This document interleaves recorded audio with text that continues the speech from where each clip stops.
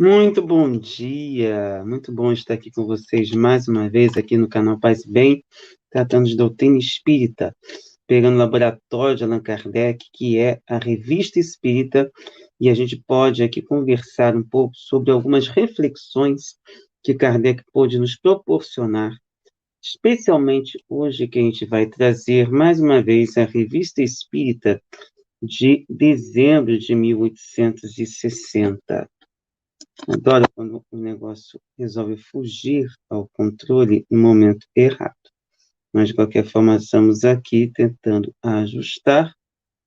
Então, está aqui a Revista Espírita de 1860, trazendo um tema que é muito caro a Kardec, principalmente, inclusive porque tem um ensaio dele muito interessante lá no livro Obras Póstumas, ou seja, um livro de um artigo que não chegou a publicar em vida, mas que serve de muita reflexão e é muito utilizado por nós espíritas no momento de tratar de dois temas muito caros a nós, que são o orgulho e o egoísmo, que seriam justamente os vícios ou os sentimentos que mais devemos combater dentro do ambiente em que nós estamos.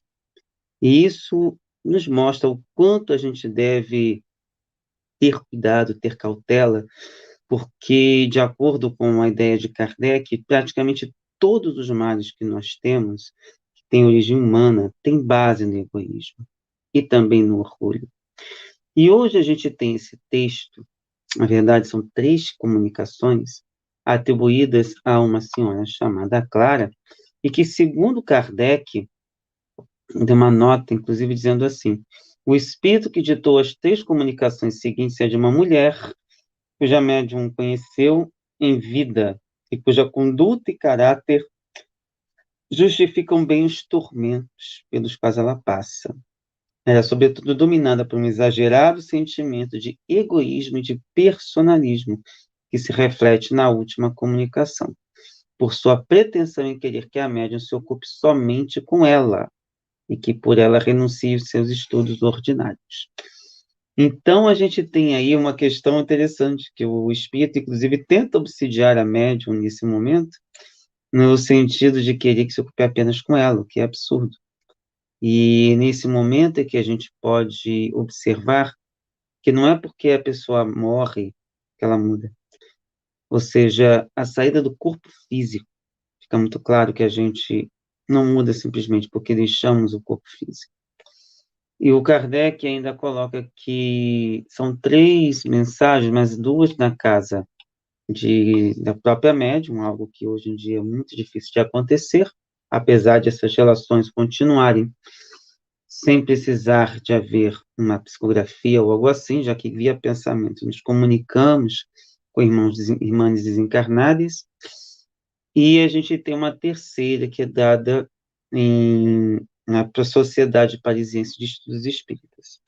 É importante lembrar que o que é colocado aqui não é padrão, é apenas um relato, e que esse relato pode servir de estudos aprofundados. É basicamente essa a importância de trazer esses temas que nós estamos trazendo aqui. Então, no primeiro relato, a Clara diz o seguinte: eis-me aqui, eu, a infeliz Clara. Que queres que te ensine? Tua resignação e tua esperança são meras palavras para quem sabe que, inumeráveis como os seixos da praia, seus sofrimentos durarão na sequência interminável dos séculos. Dizes que podes suavizá-los. Que palavras sem sentido. Onde achar a coragem e esperança para tanto? Então, ó cérebro limitado, procura compreender o que é um dia que jamais acaba. É um dia, um ano, um século, sei eu. As horas não passam, as estações não variam. Eterno e lento como a água que brota do rochedo, esse dia execrado, esse dia maldito pesa sobre mim como uma urna de chumbo. Sofro, nada vejo em volta de mim, senão sombras silenciosas e indiferentes. Sofro. Contudo, sei que acima desta miséria reina Deus, o Pai, o Senhor, aquele para o qual tudo se encaminha. Quero pensar nisto, quero implorar-lhe ajuda. Debato-me e arrasto-me, como um estopeado que trilha um longo caminho. Não sei que poder me arrasta para ti. Talvez tu sejas a salvação. Eu me afasto de ti um pouco acalmada, um pouco reaquecida, um pouco como um velho tiritante animado por um raio de sol. Minha alma gelada sorve uma vida nova ao aproximar-se de ti. Então, nessa primeira comunicação, a gente pode destacar duas coisas. Primeiro, a dificuldade de entender a nova realidade que essa pessoa tem, que muito provavelmente nunca cuidou da própria espiritualidade, apesar de que isso não é o essencial, de acordo com os relatos dos espíritos. O essencial é o cuidado no bem, é a prática do bem, acima de qualquer conhecimento, inclusive dessa parte técnica, dessa parte de conhecimentos espirituais. E uma outra coisa que é interessante é a médium servir como uma espécie de amparo espiritual para essa irmã que desencarnou em condição infeliz, e o cuidado que a gente acaba tendo que ter exatamente para a gente não se deixar influenciar por esses irmãos. Esses irmãos são pessoas que desencarnaram em condições infelizes e que nós, quando temos um pouco mais de cuidado, sejamos nós espíritas, sejamos padres, sejamos babalôs, pessoas que cuidam da própria espiritualidade, praticam o bem, acabam servindo de anteparo, ou de pelo menos uma espécie de guia. Então, por isso que ali temos essa dificuldade. E a necessidade que esse espírito encontra de se desvencilhar da própria desgraça em que ela acabou se colocando por conta do ritmo de vida em que ela colocou. E lembrando que, como ela era amiga ou conhecida dessa Clara, essa médium, se não me engano aqui é a senhora Postel, acaba sendo também um espírito que pode ajudá-la. Porém, não é obrigação, porque afinal, como a gente vai ver, esse espírito, Clara, é bastante resistente com relação a qualquer forma de percepção, de saída do próprio estágio de egoísmo. O segundo, a comunicação diz o seguinte: minha desgraça cresce dia a dia, cresce à medida que o conhecimento da eternidade se desenvolve em mim. Ó miséria! Quanto vos maldigo, horas culpadas, horas de egoísmo e de esquecimento, em que, desconhecendo toda a caridade, todo o devotamento, eu só pensava em meu bem-estar. Sede malditas convenções humanas, vãs preocupações dos interesses materiais. Sedes malditos, vós que me haveis enseguecido e perdido. Sou roída pelo incessante pesar do tempo escoado. Que direi a ti que me escutas? Vigia incessantemente sobre ti, ama aos outros mais do que a ti mesma, não te demores nos caminhos do bem-estar, não engordes o teu corpo à custa da tua alma. Vigia, como dizia o Salvador a seus discípulos. Não me agradeças por esses conselhos que meu espírito concebe, mas que meu coração jamais ouviu. Como um cão açoitado, o medo me faz rastejar, mas não conheço ainda o puro amor. Sua divina aurora custa muito a romper. Ora, por minha alma ressequida e tão miserável. Então, o que a gente tem aqui já é um espírito que está começando a perceber o mau caminho, mas que ainda não se arrependeu completamente.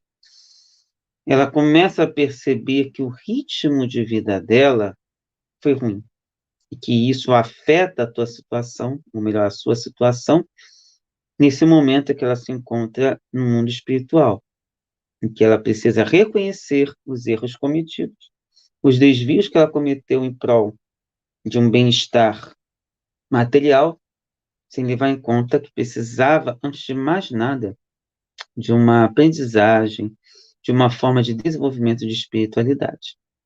Por que eu digo que isso não é essencial? Porque a pessoa pode ter um bem-estar e pode ser caridosa, ela pode ter essa vontade de trazer isso. Melhor do que exemplo de que a gente pode falar são várias pessoas que lutam por justiça social e que não têm nenhuma forma de espiritualidade explícita. Muito pelo contrário, às vezes são até pessoas que fogem das formas de espiritualidade, porque o que temos, na verdade, são muitas pessoas que pregam uma espiritualidade que não vivenciam. E aí é que entra a dor nossa de que temos colocando, especialmente quando a gente coloca aqui no canal Paz e Bem, e a gente coloca o dedo na ferida quando é possível, para lembrar que muitas dessas pessoas são hipócritas. E a hipocrisia é o pior dos males em se tratando de tudo isso que vemos trabalhando aqui. Bom, a terceira comunicação diz o seguinte: venho procurar-te aqui, já que me esqueces. Crês, então, que preces isoladas e o meu nome pronunciado bastarão para acalmar o meu sofrimento? Não, 100 vezes não. Tenho rugido de dor, erro sem repouso, erro sem asilo, sem esperança, sentindo o eterno, o aguilhão do castigo penetrar minha alma revoltada. Rio quando escuto os vossos lamentos, quando vos vejo abatidos. Que são vossas miseráveis penas? Que são as vossas lágrimas? Que são os vossos tormentos que o sono interrompe? Será eu que eu durmo? Eu quero, entendes? Eu quero que, deixando tuas dissertações filosóficas, te ocupes de mim, que faças com que os outros também de mim se ocupem. Não encontro expressão para pintar a angústia desse tempo que escoa sem que as horas lhe marquem os perigos. Apenas vejo um fraco raio de esperança, e essa esperança foste tu que me deste. Assim, não me abandones. Então, o egoísmo da Clara acaba vindo de uma outra maneira agora. Ou seja, já que ela percebe um alívio com as preces, já que ela percebe um alívio com os estudos, ela quer que se ocupe integralmente dela. Não pode ser assim. O espírito precisa aprender também a se libertar. E lembrando que não existem apenas encarnadas cuidando dela, existem desencarnadas ao lado, esperando que ela perceba, se desperte. E isso demonstra também a dificuldade que muitas vezes é o despertar do espírito, especialmente se teve uma vida muito ligada à matéria. Vocês vejam três comunicações. A primeira é difícil, a segunda parecendo que ia vislumbrar algo melhor, e a terceira mostrando que ela quer que cuide dela exclusivamente. E ele precisa, o espírito desencarnado precisa aprender também que não existe só ele. Faz parte do aprendizado. Assim como nós também precisamos aprender a nos vencilharmos dessas dificuldades que muitas vezes nos encontramos, porque nós temos um caminho muito delicado envolvido em nós. Então, fica para nós essa mensagem, fica para nós essa orientação, e com isso, fica também um alerta para nós. Como será que estamos vivendo? Será que a gente também quer exclusividade de irmãos que cuidam de nós na parte espiritual? Será que nós temos ainda muito egoísmo a vencer na nossa vivência cotidiana? Onde é que está o nosso egoísmo?